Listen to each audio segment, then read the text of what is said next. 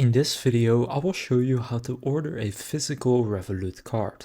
So to do this, go and open up the Revolut app, then click on the card icon in the top right. From here you can click on Add New. Now here you want to pick physical. Now here you will see for me it says Get Card for €6, but you can also select one of these other ones if you have those subscriptions.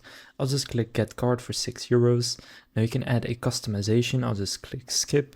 Now create a PIN for this card, then confirm that PIN. Then right here simply put in the delivery address, so your home address where you want the card to be delivered to, and then in the bottom click on continue, and then gonna pay for the delivery and for the card, and then the card will be on its way and you will have ordered a physical Revolut card. So now you know how to order a physical Revolut card. If this video was helpful, please consider leaving a like and subscribing to my channel. With that being said, I will see you in the next video.